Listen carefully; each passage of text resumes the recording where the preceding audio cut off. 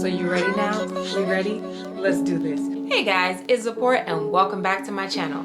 So let's get into it. So you're ready to start your fitness journey, but you have no idea where to begin. You set the goals and you are ready, but you're not quite sure what steps to take to get moving towards the goal. And actually, the more you think about it, the more self-doubt starts to creep in.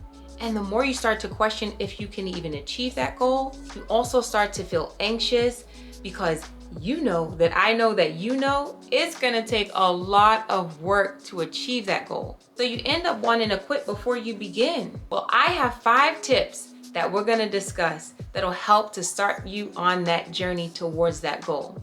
So make sure to keep watching. So quick story time. As a child, I never participated in any sports or dance classes. I was never flexible and I hated to sweat. So taking that first step into fitness was very intimidating to me. I was afraid I was gonna look silly moving. I was afraid I was gonna gain too much muscle.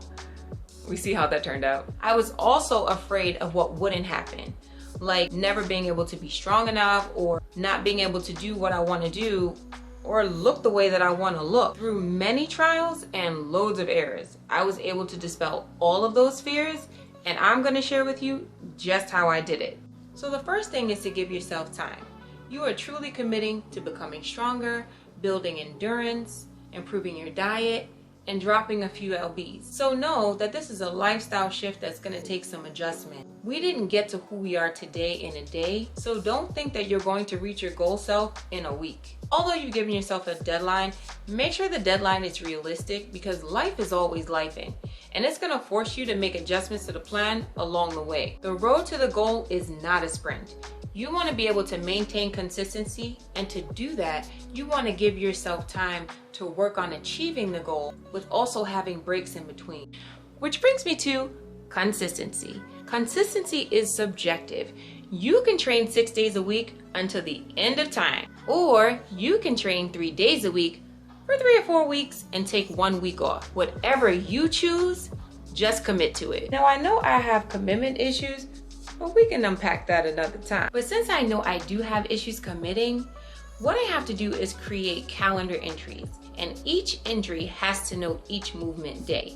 And within that entry, I need to specify what movement I'm going to be doing down to each rep in each set. And with each entry, I also set an alarm because this helps to force me to truly be consistent. I never have to guess day in and day out what I'm going to work on and what I'm going to focus on in that day. The upper body, lower body, glute focus. It could be a pole day. It could be a flexibility day. It could just be a walking day.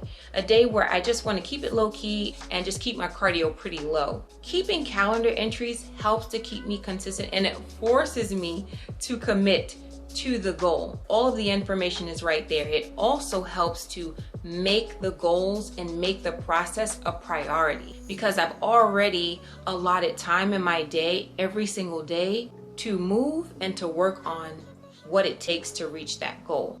Next up, breathing. Now hear me out.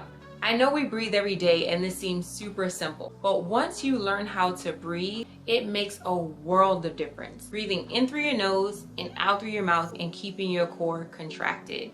And coming from a pole background, those of us who have been newbies all know this to be true.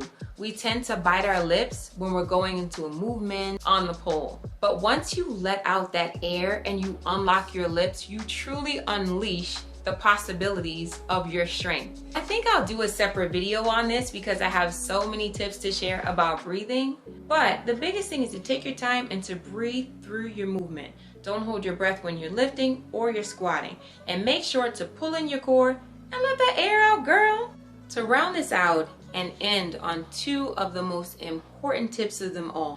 The first one is be kind to you. This one hits so hard for me because I am notorious for being hard on myself. It has taken me so much trial and error and so many challenges along the way on my fitness journey to learn how to give myself grace. And to choose a fitness goal, to truly put yourself first, is to know that first of all, you are human.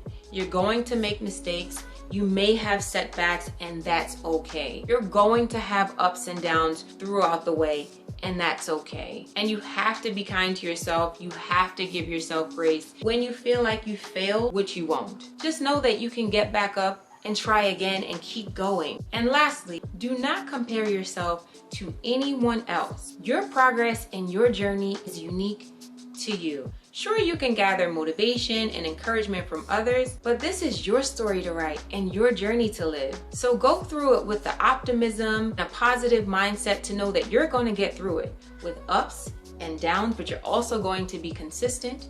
You're going to breathe. And you're gonna believe in yourself. You're gonna have the drive to push through, and you're also going to have an accountability partner to help to support you through it. So those are the tips that we have to start you on your fitness journey. I hope those tips were helpful. Go ahead and drop a comment below and let me know what your goals are, and let's talk about it. I think I'm gonna share what my goals are in the next video. We also have a fitness challenge coming up. I'm gonna post it on my IG within the next week or so. So I'm really excited about that as well. So until then, hope to see you in the next video. Hopefully you're doing amazing. My name is Zipporah, and I'll see you soon. Bye.